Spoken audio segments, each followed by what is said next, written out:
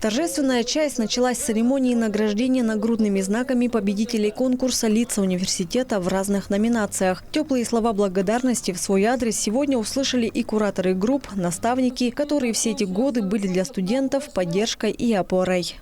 Дурнева Диана Николаевна, студента инженерно-технического факультета. Яркие шары, динамичная музыка и флешмоб. Атмосферу праздника тут продумали до мельчайших деталей.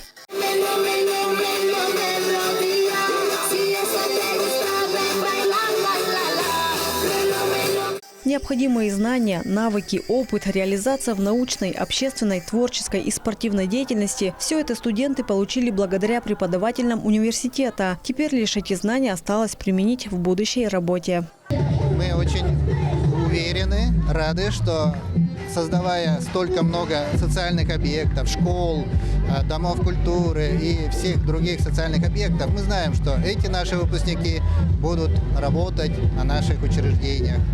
И надеемся, что они не подведут. Все-таки уровень знаний у них очень высокий. Современные технологии пришли и в науку, поэтому наши выпускники молодцы.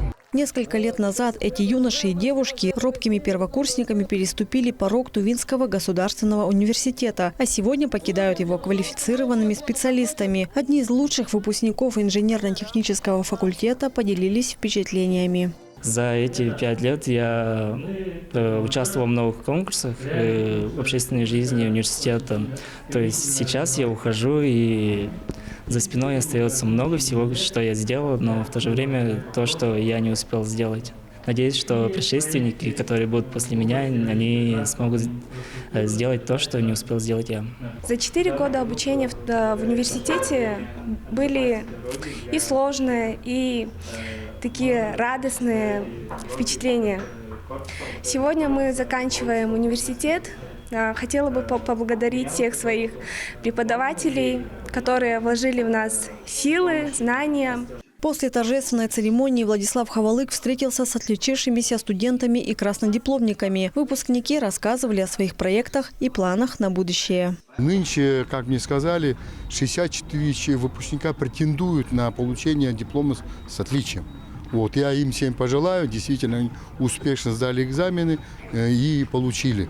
Ну, это я так понял, что где-то 15, где-то 20%, да, но это неплохой результат.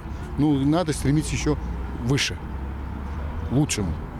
Последний звонок в Тувинском государственном университете завершился массовой фотосессией выпускников в мантиях, во время которой они традиционно бросали вверх специальные шапочки – конфедератки, отмечая окончание университета. Инна Клоян, Буян Мангуш, Айдана Сэнданма, телеканал Тува-24.